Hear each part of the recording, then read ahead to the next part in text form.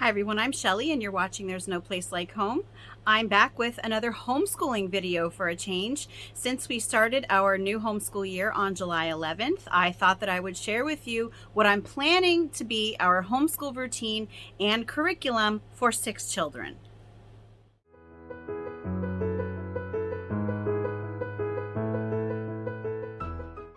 I just realized that I do not have my mic on and I don't even know where it is at this point in time. So rather than looking for the mic and probably never getting this video done, I'm hoping that the sound quality is not too bad on this video. So yeah, I'm down to 6 kids being homeschooled this year, 6 children being homeschooled this year. I'm trying to say children more often because you're right, kid does not have a very nice connotation. It's just a habit that I've gotten myself into. But my newly 18-year-old daughter just graduated last month. So I have now graduated 4 homeschoolers and my oldest son graduated from public school. And yeah, now that I'm down to 6 after at one point I was homeschooling 10 children at once, yeah, the load is much lighter than it used to be. So I'm going to share with you our tentative routine and curriculum because things change, and that's the nice thing about homeschooling is the flexibility. If something isn't working out the way that you had hoped, you can just switch it up if you have to. Even whether it's the curriculum, whether it's the routine, whether it's the time of day that you start, even the days of the week that you do it, even the yearly calendar that you use for homeschooling. You can change all those things up, which is something that I really love about the freedom that comes with this lifestyle. So since we started on July 11th, you might be wondering why I start on July 11th. I'll link some videos in the description box that better explain the things that I'm going to be talking about today.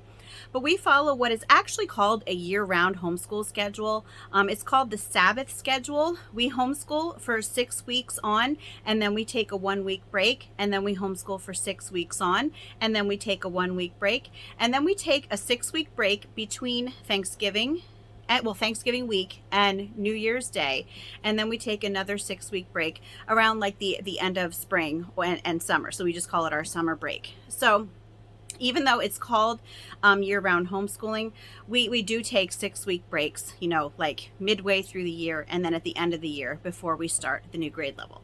So anyway, yeah, I said grade level, but we as relaxed homeschoolers, we don't put much stock in grade levels. That's something that they really need more in a public school setting because it's kind of like an assembly line there. Here, we just do a lot of our learning together. We do what we call family style homeschooling or family style schooling or even family schooling, whatever you want to call it.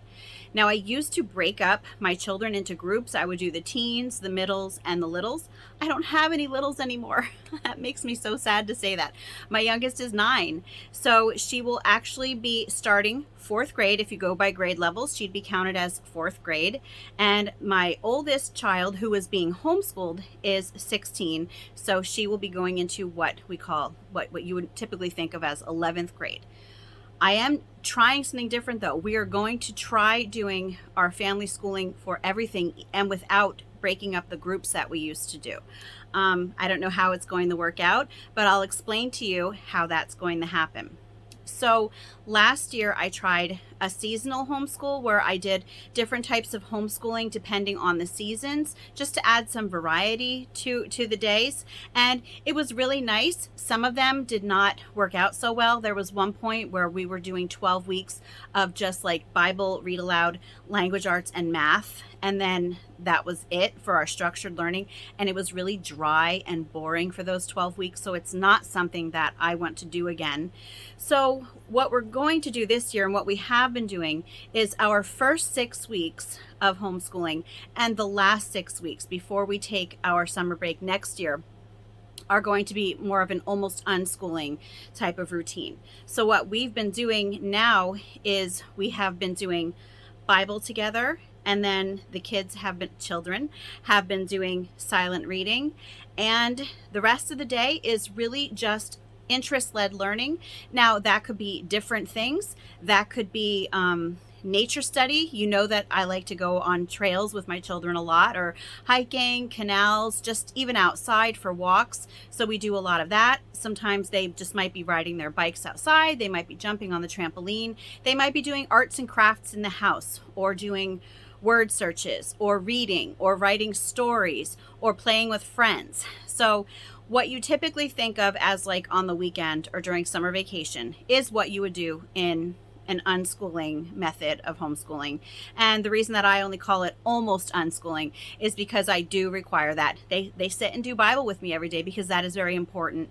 And I do make them do their silent reading. So I realized that I didn't actually tell you all of my children's ages just to give you a frame of reference. So for this year, my children's ages are 16, 15, 14, 12, 11, and 9. Yeah, I had to count on my fingers because, yeah, I still have to count on my fingers. So if you're looking for grade levels, that would be 11th grade, 10th grade, 9th grade, 7th, 6th, and 4th. So if you are interested in what we've been using so far, we have just been using, for Bible, we've just been doing devotions together in Devotions for Kids. And we've been having a lot of fun with this because they really try to make it like contemporary language, but some of it is like, it's kind of corny. And so my children and I, like, while the devotions are very useful and are really relatable, sometimes the terminology that they try to fit in there to like be cool is not really cool. Like words like party hardy, that's a phrase, but it'll say something like party hardy and my kids are like, what does that mean? But anyway, we've been enjoying that. And then we will also just use the good old Bible, and we will read the Bible together after we do a devotion, and then we pray together. For their silent reading, I usually will let my children just pick something that they would like to read. We did not get to the library though, so since they couldn't really find anything off of our shelves that they wanted to read, I decided to have each of my children, even my older children, read several Tuttle Twins books. If you have never seen the Tuttle Twins books, I highly recommend them. This is not all of them. I only grabbed 4 of them right here. I probably have about between 8 and 10 of them. But this one is just about education vacation. And if you've ever heard of John Taylor Gatto, it really references what we learned from him about what the history of American education is and how the education system actually works and how it doesn't work to a child's best advantage. So here, the Tuttle Twins and the Search for Atlas is really about teaching children about producers and consumers and not being entitled. The Tuttle Twins and the Creature from Jekyll Island. This is really cool. The Creature from Jekyll Island is actually the Federal Reserve. So yeah, my children are learning about the Federal Reserve. And then the last one that I have here, again, these are not the only ones that I have. The Tuttle Twins learn about the law. And right off the back of the book, it says, children are often taught that government protects our life, liberty, and property. But could it be true that some laws actually allow people to hurt us and take our things? So that is what my children have been reading for their silent reading. But yeah, we've been having a lot of fun for this first 6 weeks. And one of the reasons that I've been doing almost unschooling the first and last 6 weeks is just because we do have such a full schedule. We're outside a lot. My kids are really outdoor kind of people. I have one son who just went to camp 2 weeks ago. Then last week, my whole family, we went on a retreat together for a few days. And next week, I have another daughter going to camp. And then the following week, another daughter is going to Rehoboth Beach with a friend. So we've got such a full schedule. We really try to keep things light because there is so much to do in the summertime. And there is learning to be found in everything, not just when you're sitting down doing structured learning. So that's what our first and last 6 weeks of school will look like. So at the end of August, I don't remember the exact date anymore, but at the end of August, we're going to start getting into our more regular homeschool routine that we're going to be using the rest of the year, Lord willing, because it might change. But as of right now, my plans are, again, to keep everyone together, and I'll explain how that is going to happen because you might be wondering, how is a 9-year-old going to be learning with a 16-year-old? I'll explain that in a second. So what our schedule is going to look like is we're going to go back to having a little morning basket. And for us, that's really just, it's a bin where we keep all of their morning stuff in. And they know that they can do these things before I actually sit down with them. So a lot of times if I'm making breakfast, sometimes if I'm even still asleep, Sometimes if I'm straightening up, they might sit down and start working in their morning basket just to get it out of the way. So what we're going to be doing for that is still silent reading, and they're going to be doing, now this is the one thing that my children are going to be broken up into groups for. My middles, which I would consider to be everyone up to high school age. So high school age is considered teens, but everyone else is considered middles. They will be doing spelling, and what we do is just 3 times a week, we do their words 3 times each every day, and I get them out of Natural Speller. I don't do any other lessons spelling wise with them. What I found with my own children, I've tried many different methods for spelling, and what I found is just repetition is what helps them best. So they're going to do 3 times each for spelling. My teens, on the other hand, will have vocabulary words, and they will have to be looking up the definitions of them every day. And it's not something that I've done in the past. I've never, that I can remember. Well, maybe when my oldest was being homeschooled for those 2 years, I might have done vocabulary with him. It's not something I've done in a really long time with my older children, because I always just wanted to just learn vocabulary words kind of naturally as they were reading or as we were doing things. But I found that my children were not understanding a lot of words that I thought that maybe they should be. So I'm definitely integrating vocabulary into their high school this year.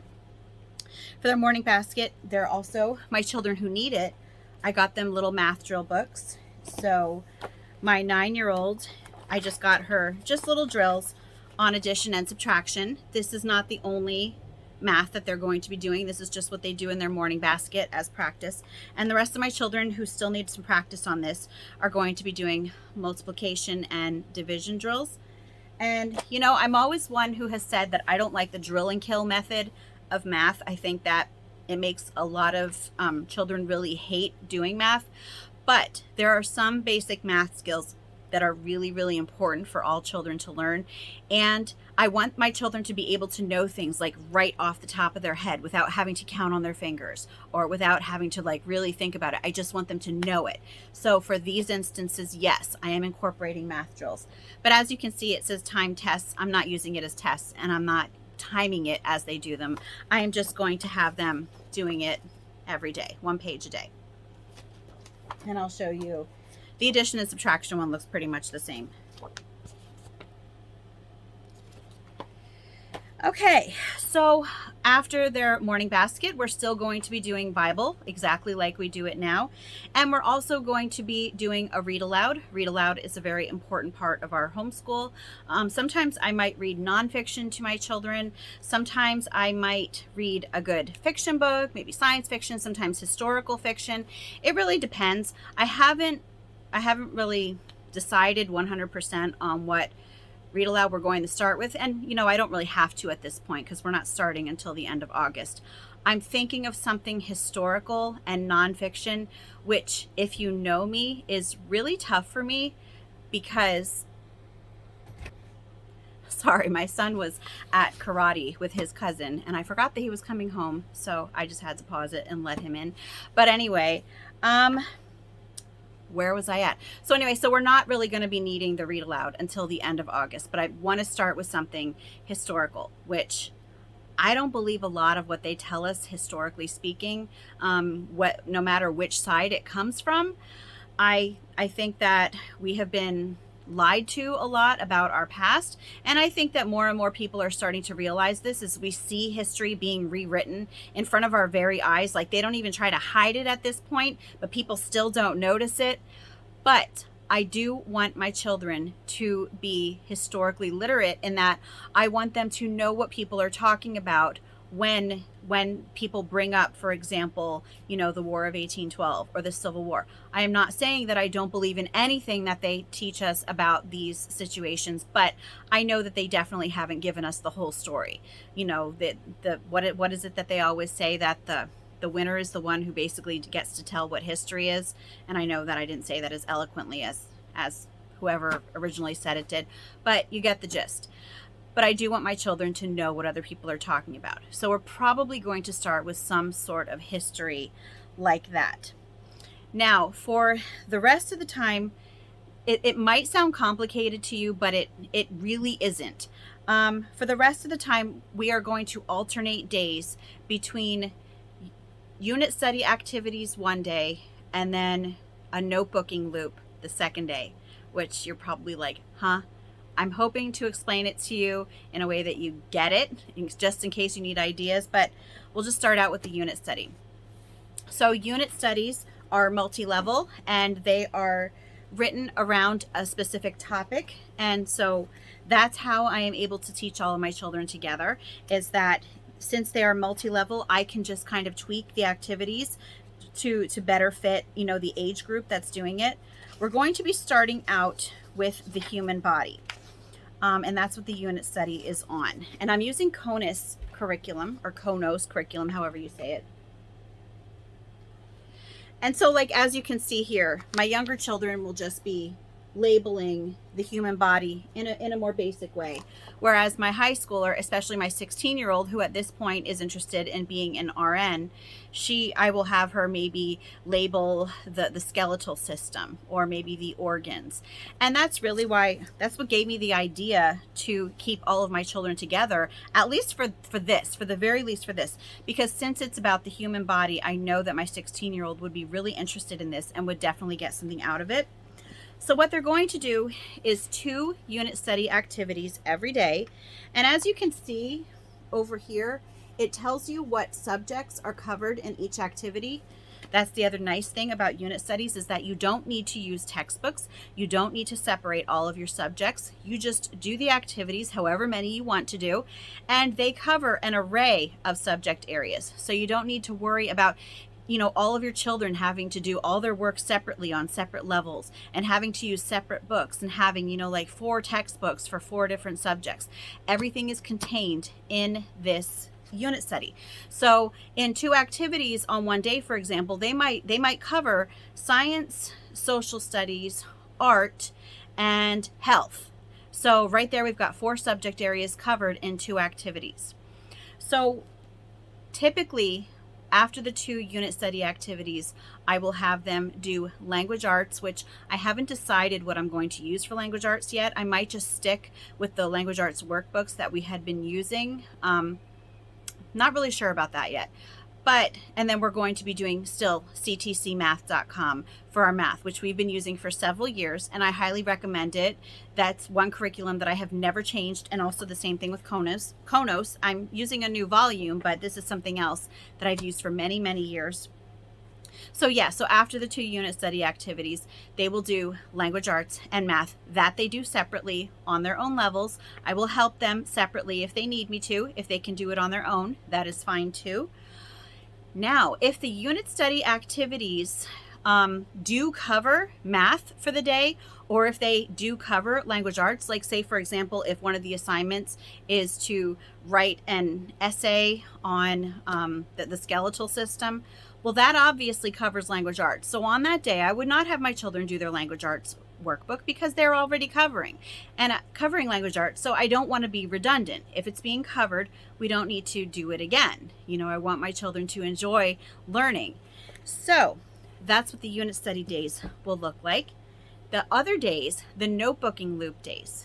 If you have not watched my notebooking videos, I will leave a link. I think I have a notebooking playlist. I have so many notebooking videos. You might get overwhelmed, but just watch a few of them if you're not sure what notebooking is. But what our notebooking loop is this year is copy work, which is basically you give them a passage, or they choose a passage, and they have to copy it word for word and get all the punctuation correct. This is really old, but this was when my children were doing A Light in the Attic by Shel Silverstein.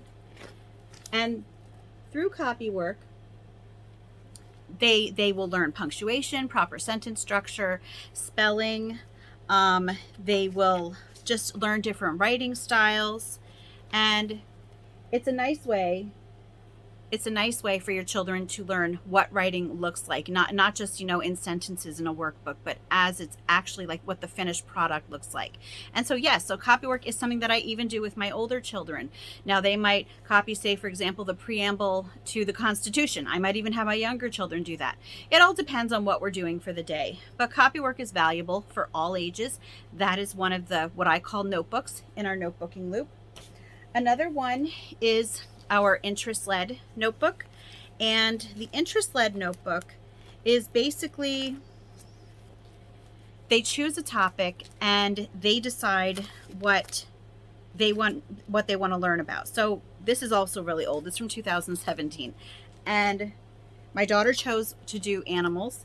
And so every few days she would pick a new animal to go over. So see right here, she just wrote a little story about ferrets. She labeled a little ferret here. And in these interest-led notebooks, they're allowed to do anything that they want. Like they can make, see right here, she made a little pamphlet. This is about, she called it Ferret Island. On the page next to it is she made ferret facts. But the object of the interest-led notebooks is just for them to learn about something that they choose 100% on their own. They can write about it any way that they want. They can do copy work. So for example, they could copy something about it. They could write facts about it. They could write an essay about it. They could write a few sentences and then give a detailed illustration of it. They can do a map of where something is found and then label that map. It really just depends. And again, this is just to help them hone. It's to help them hone their researching techniques. And again, just to help them to really expand on something that they're interested in learning about. So that is another notebook in our notebooking loop. And the last notebook in the notebooking loop is just free writing journals. So free writing journals are just little composition books where my children can write about anything they want. They can write a story. They can copy a recipe. They can write a song, or they could copy song lyrics. They could write a poem. They could write facts about something. They could write about what they did over the summer, or what they want to do later on that day, or what they did yesterday. Just anything at all is what they can do in their free writing journal. And the purpose of the free writing journal is really just to get kids to want to write. Now, I do have to say, I showed you 3 different types of notebook that are in our loop. There are so many different other kinds. These are the 3 in our loop, but I will say that they are not doing all 3 notebooks on our notebooking day. So once we do the unit study day, the next day is notebooking. And what we're going to do is just alternate the notebooks. So we might start out with copy work. So they will do, what I called the morning basket, where they have the, I lost it now, but like the spelling and the math drills and the silent reading. And then we will do Bible together and read aloud. And then they will do one of the notebooks. So one day I might have everyone work in their copy workbook.